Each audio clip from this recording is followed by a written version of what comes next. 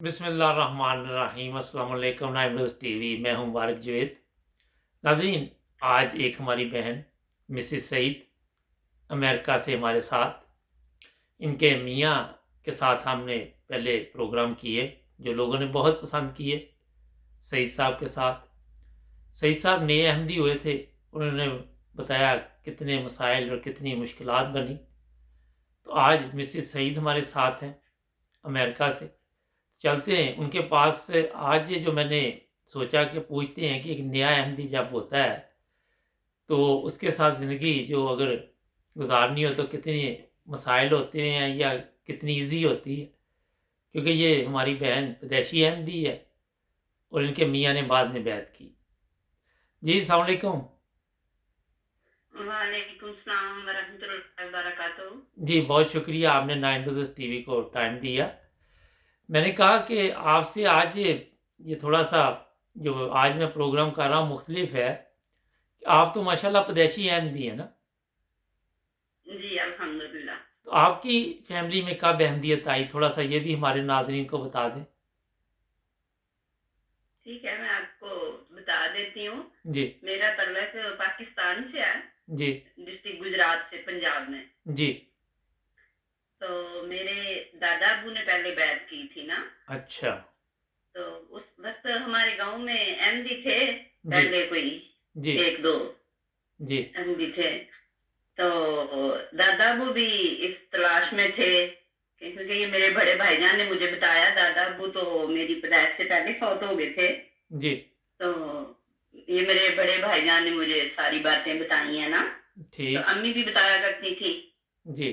तो दादा अबू जान को भी ये पैगाम तो कहीं से मिला हुआ था, तो वो इस तलाश में थे, ढूंढ रहे थे। तो उनके ना एक कजन थे जी। दादा अबू के। तो उनसे कहीं बात हुई, तो आपस में बातें करते रहे पहले कि हमने पता करना है कहाँ है, वक्त का इमाम आ गया है। जी। हाँ, सलम ने फरमाया था हमें भी पता सही। करना चाहिए, मिलना चाहिए। तो उन्होंने, जो दादा अबू के कजन थे ना, जी।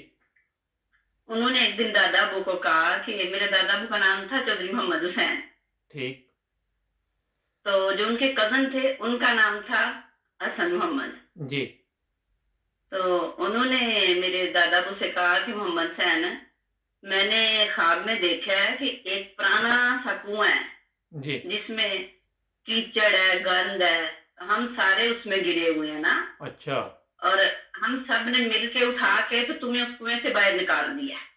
वाह। तो मुझे समझ आ गई है कि मिर्जा साहब सच्चे हैं। तो हमने तो इस गंद में ही रहना है, तुम बैत कर लो। अच्छा। तो दादा अबू ने बैत कर ली, जी। वो एमडी हो गए। फिर दादी अम्मा ने भी साथ ही बैत कर ली। उस वक्त दादा अबू के मेरे ख्याल में 3 बच्चे थे ना। जी। मेरे अबू की बाद में पैदाइश हुई है, उनकी अहमदियत कबूल करने के बाद। जी। और जिस बंदे को ख्वाब आई थी, उस खानदान में से अभी तक भी कोई अहमदी नहीं। अच्छा। और वो वैसे ही, वो जो उन्होंने खुद ही कहा था ना, हमने गंज में रहना है, वही उनका हिसाब है। वो आपको तो शायद अंदाजा ना हो कि वो मलाम गाते हैं, तो इस तरह के जी उनके वो बिल्कुल। पीर हैं, वो नंगे और गंदे, वो नाचते।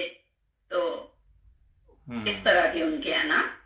जी। तो जी, फिर दादा अबू ने बात की। फिर ये मेरे अबू थे जब, अबू तो पैदाइशी अहमदी। मेरे जो दादा अबू के भतीजे थे ना, जी। एक भाई के 3 बेटे थे। जी। तो उनकी एक छवि, वो तो ऐसे दरवेश से थे ना, जी। मलंग टाइप। सॉरी, मैं एक बात और आपको बता दूं, मेरे दादाबू लोग थे वो 3 भाई थे। ठीक। तो ये दादाबू ने बैत कर ली। इनके फिर जो एक और भाई थे ना, वो एमडी नहीं थे। दादाबू को ये बड़ी परेशानी थी जी। कि ये एमडी नहीं है। अच्छा। तो हमारे गांव में कोई मरकजी नुमाइंदा आया मरकज से। जी। तो दादाबू ने उनको कहा कि वो सैयद खानदान से उनका तल्लक था ना। जी। तो उनको दादाबू ने कहा कि ये मेरे भाई हैं, तो इनको आप समझाएं, कुछ इनके लिए दुआ करें जी। कि ये भी अहमदियत कबूल कर लें। ठीक। उन्होंने कहा अच्छा, आप मुझे इससे मिलवाएं। जी। तो दादाबू उनके पास ले गए। वो उनसे मिले तो उनको उन्होंने कहा कि मैं आपको ये नहीं कहता आप अहमदी हो जाएं, मैं आपको सिर्फ इतना कहता हूँ कि आप ना रोज 2 नफल पढ़ के दुआ किया करें जी। और अल्लाह मियाँ से पूछें। ठीक। तो ये भी मेरे साथ वादा करें, जो अल्लाह मियाँ आपको बताए वो आपने मुझे बताना है। तो मैं तो यहाँ नहीं होगा, आपने अपने इस भाई को बता दें। ठीक। उन्होंने कहा ठीक है। उन्होंने दुआ शुरू कर ली। कुछ दिन ही गुजरे तो वो सुबह दादा अबू के डेरे पे आ गए जी। और उन्होंने कहा कि मैंने वादा किया था मैं नफल पढ़ के दुआ भी करूंगा और मैं उन्हें उनसे ये भी वादा किया था कि मैं बताऊंगा भी जो मुझे अल्लाह मियाँ ने बताया है। जी। तो मेरे पे सच खुल गया। तो ठीक। उन्होंने फिर बैत कर ली। अच्छा, माशाल्लाह। वो भी अहमदी हो गए। एक और भाई के बच्चे थे, वो 3 भाई थे जी। जो दादा अबू के भतीजे थे। उनमें एक तो वो दरवेश टाइप थे, एक के दूसरे थे उनकी औलाद ही नहीं थी। जी। जो तीसरे थे वो वैसे ठीक ठाक थे लेकिन उनकी शादी नहीं थी हुई ना। ठीक। वैसे समझदार अक्लमंद बाशऊर थे ना। जी। तो अहमदी नहीं थे। ठीक। उन्होंने मेरे दादा अबू से कहा, उनका नाम था चौधरी शरफदीन। ठीक। दादा अबू से कहा कि मोहम्मद सैन मुझे ना एक बच्चा खुदा के वास्ते दे दो। जी। दादा अबू ने कहा ज्यादा देख के मांग ली हैं। उन्होंने कहा नहीं, आप मुझे खुदा की खातर एक बच्चा दे दो। ठीक। दादा अबू ने कहा ले लो, कौन सा लेना है। मेरे अबू जी का नाम था मोहम्मद आहद। ठीक। उन्होंने कहा मुझे ये मोहम्मद दे दो ना, मैं ये ले लेता हूँ। जी। छोटे थे मेरे, 5-6 साल के होंगे। जी। उन्होंने ले लिया, पाला पढ़ाया रखा, सब कुछ किया। वो एमडी नहीं थे ना। अच्छा। बाकी सारी फैमिली। ठीक। अबू तो पैदाशी एमडी थे लेकिन वह जिस घर में बंदा रहता है तरबियत तो फिर उसी घर की होती है। बिल्कुल ऐसे ही है। जी, जब शादी की बारी आई तो रिश्ते के लिए मेरे दादा अबू गए ना, जो सगे थे चौधरी मोहम्मद हुसैन साहब, जी। वो रिश्ते के लिए गए। तो सियालकोट में मेरे अबू की शादी हुई। मेरे नाना का नाम है चौधरी मोहम्मद हुसैन। जी। तो वहां गए तो रिश्ता हो गया। उस वक्त सादा लोग थे, कोई आगे ना इतना देखता था ना कोई इतनी तहकीक करता था। उन्हें यही था कि ये अच्छा मुखलस बंदा है, इसी का बेटा है। जी। शादी हो गई। दादा नाना अबू आए और वो भी एक बात है कि मेरे नाना अबू जो थे ना, जी। उनकी काफी जमीन थी ना। अच्छा। तो दादा अबू की जमीन जायदाद इतनी नहीं थी। ठीक। तो नाना अबू को ये था कि इनका पता नहीं मजहबी दिलचस्पी कितनी है। तो नाना अबू आए और दादा अबू से पूछा कि चल साहब आप चंदे देते हैं। जी। तो वो बताते हैं कि दादा अबू ने अंदर से ना एक वो उस जमाने में वो मट्टी के घड़े ही होते थे जो चीजें संभालनी होती थी उसमें डाल देते बिल्कुल थे। बिल्कुल ऐसे ही था। तो वो निकाल के ले आए तो उन्होंने रसीदें निकाल के दिखाई और नाना अबू जी को कहा कि चौधरी मोहम्मद हुसैन साहब, मेरे साथ आप जमीन जायदाद का मुकाबला नहीं कर सकते। मेरी वो कम है लेकिन चंदू में मैं आपसे पीछे नहीं हूँ। माशाल्लाह। तो वो दादा नाना अबू को भी तसल्ली हो गई कि अच्छा मुखलस खानदान है, चले शादी हो गई। अम्मी जब यहाँ आई जी। तो अम्मी जिस घर गई तो वो तो गैर अहमदी थे। अच्छा। अम्मी के लिए भी बड़ी तकलीफ से बात थी। बाकी मेरा जो ननियाल है वो अल्लाह के फजल से बड़ा मुखलस खानदान है। इस वक्त मेरे नाना अबू की नस्ल से माशाल्लाह 6 मुरब्बी सिर्फ हैं। माशाल्लाह। दादा अबू की नस्ल से माशाल्लाह 5 मुरब्बी सिर्फ हैं। माशाल्लाह। अभी कुछ बन रहे हैं। अच्छा। तो हाँ जी, वो फिर जब अम्मी आई तो अम्मी जान जुम्मे पे जाती थी जी। तो घर वाले मुखालफत करते थे। ठीक। एक दिन ये होता था कि हम चौधरी लोग हैं, हमारी बहू मस्जिद जाए। जी। तो उस वक्त और ये आजकल की जिस तरह के मौलवी भी सिद्धार्थ है, इसी तरह के उस वक्त के भी लोग थे, कोई सादा थे। बिल्कुल ऐसे ही, क्योंकि गैर अहमदियों की तो औरतें नहीं ना अम्मियाँ जाती मस्जिदों में। जी मैंने कहा गैर अहमदी जो है उनकी औरतें मस्जिदों में नहीं जाती ना। हाँ जी, अब तो कुछ जाना शुरू हो गया लेकिन उस वक्त नहीं थी जाती ना। ठीक। जी जी, उस वक्त की बात तो कर रहे हैं। जी। हाँ जी, तो अम्मी जान बताती थी जब मैं जुम्मा पढ़ के आती थी तो वो मुझे बर्तनों को हाथ नहीं थे लगाने देते। अच्छा। मुझे कहते थे जाओ जाके नमाजें पढ़ो, जाओ जाके जुम्मे पढ़ो ना। हम्म। तो अम्मी जान कहती थी साथ मैंने रोना, साथ मैंने काम करने और कहना अल्लाह मियाँ मैंने क्या जुर्म किया, नमाज ही तो पढ़ के आई हूँ। जी। हाँ, तो जो दादा अबू थे चौधरी शरफदीन साहब, वैसे बहुत अच्छे थे, बहुत ख्याल रखते थे, अम्मी बताती थी। जी तो लेकिन दिमाग के मामले में वो कुछ थे। तो वो फिर जब कभी जाना नाना अबू के पास, तो वो एक असर सूफ भी होता है ना कि ये इतना जमीन वाला है, इतना चौधरी बंदा है और इसने हमें रिश्ता दे दिया है। ये भी है। तो फिर बंदा जरा उसकी बातें भी सुन लेता है। हाँ जी। जी, तो वो नाना अबू ने ना उनको जब भी इन्होंने जाना या नाना अबू ने आना, तो उन्होंने इनको ना तबलीग करनी। ठीक। एक दिन एक बात, काफी उनकी बातें सुननी माननी। एक दिन उनकी बात पे कहते हैं ये दादा अबू चौधरी शरफुद्दीन साहब जी कि ठीक है, जब हमारे पास कुरान करीम है, सारी चीजें हैं, जी। तो क्या जरूरत है इमाम मेहदी की अच्छा। या मिर्जा साहब को मानने की। उस वक्त वो यही कहते थे। बिल्कुल। तो नाना अबू जी ने फिर ना उनको शेर कुछ पढ़ के सुनाए। जी तो उन्होंने, उसका ये मतलब था कि ये जो होती है ना भैंस थे, जी। बेशक चारा और जमीन खुली हो, लेकिन उनको भी चराने के लिए एक बंदे की जरूरत होती है। बहुत अच्छी बात।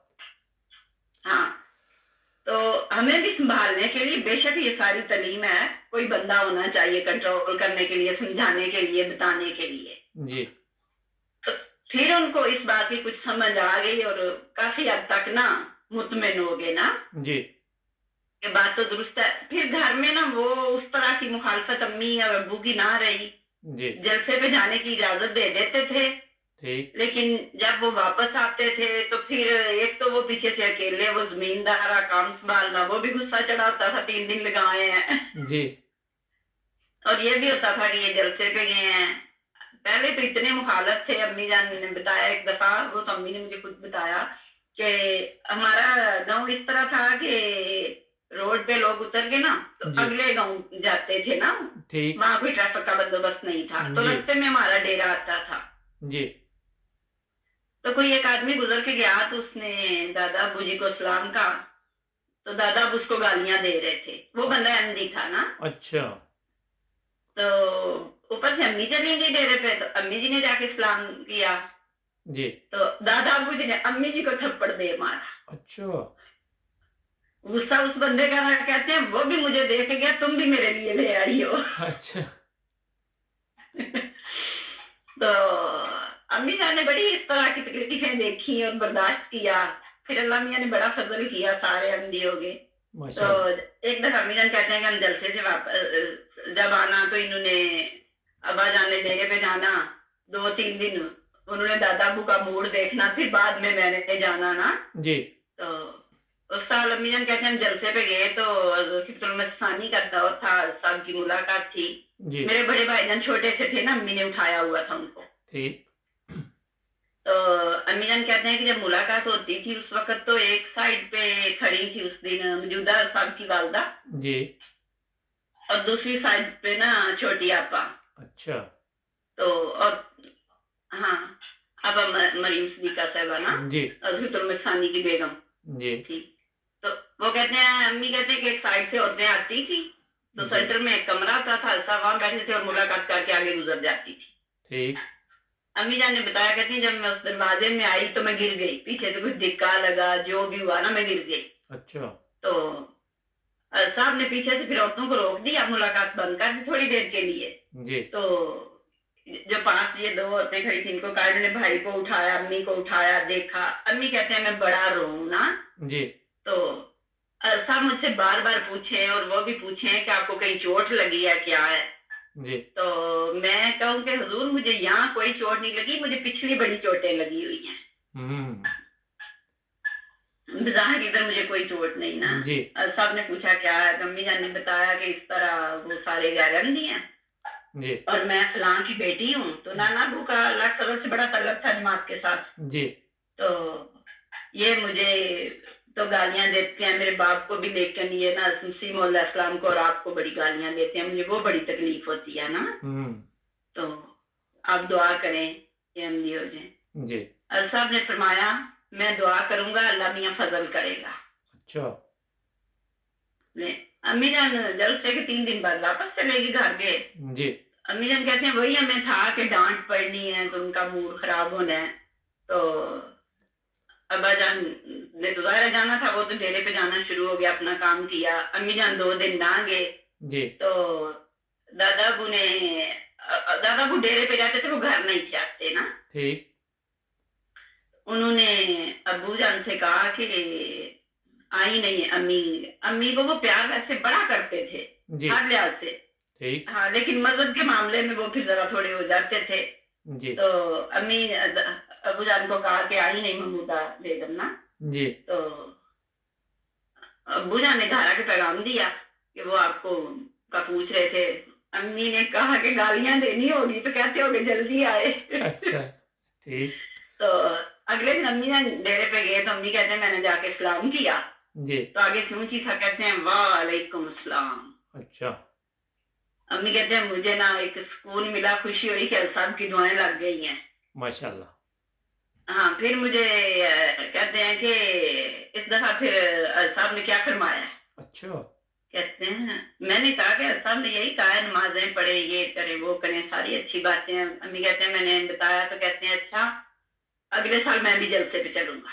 अच्छा अम्मी जान बताती थी कि हमें तो फिर होता था कि जलसा पहले तो साल बाद होता है, हम तो कल ही आ जाए। अच्छा हम दिन गिनते थे कि जल्दी जल्दी जलसा आए और ये चले ना। जी गायब गए पूछते रहना कि आपने जलसे पे जाना है ना, उन्होंने कहना हाँ मैंने जाना है। जी तो फिर जब अगले साल जलसा आया तो जलसे पे गए।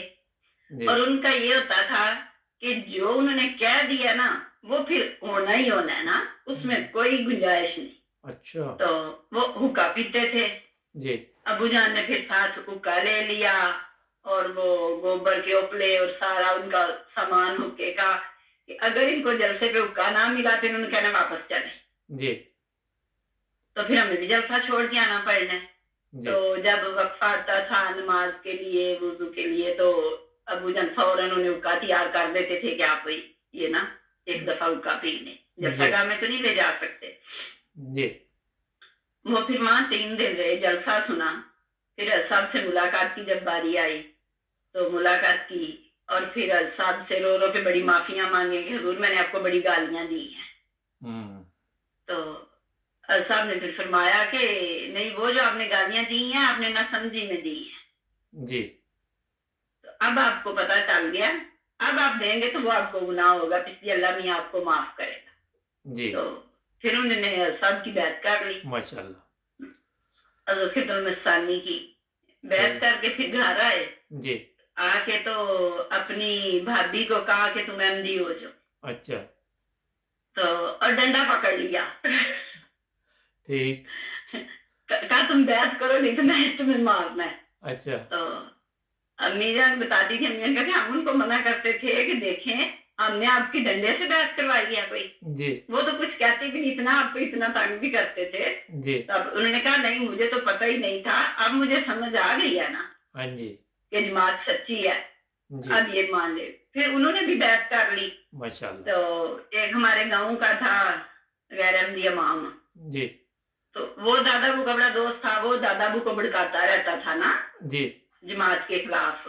जी तो वो जब हम दादाबू के पास डेरे पे एक दिन आए और उनको कहते हैं कि आप भी वहां गए थे, उनके रब से मिल आए हैं। अच्छा तो दादाबू ने वही डंडा पकड़ा, वो हर वक्त अपने पास ना एक लंबा सा डंडा रखते थे, अच्छा वही पकड़ा और उसको उसके पीछे लग गए। तो उसको कहा मैं तुम्हारी टांगें तोड़ देनी है, तुमने इतना साथ डाला, मेरे बच्चों के साथ भी मेरी लड़ाइयां करवाई और मुझे जमात के साथ भी मुतनफर करते रहे। जी फिर वो आगे चढ़ के भाग गया, फिर लोगों ने छुड़ाया, उनका रहने दो कोई नहीं ना। जी वो कहते इसकी मैंने टांगे ही तोड़ देनी है ये फसाद डालता। फिर वो उसके बाद नहीं ना हमारे डेरे पे आया, ना उसने कोई अल्लाह मियां उनके भी दर्जात बुलंद करे, आमीन तो नहीं कोई फसाद डाला ना। जी तो फिर बाकी फैमिली भी एमडी होगी, माशाल्लाह। अल्हम्दुलिल्लाह चलिए। बहुत अच्छा वक्त गुजरा। फिर अच्छा अब ये सारे है आगे बहन भाई जी ये नाजरीन प्रोग्राम का पहला हिस्सा है, मगर जिस मकसद के लिए आज ये प्रोग्राम किया गया था वो मकसद अभी शुरू होने वाला, वो दूसरे हिस्से में आप देखेंगे। इनकी शादी एक जहाँ पे हुई सईद साहब से, उन्होंने बाद में बैत की। और मैं ये पूछना चाह रहा था इनसे कि इनको किन मुश्किलात का सामना करना पड़ा।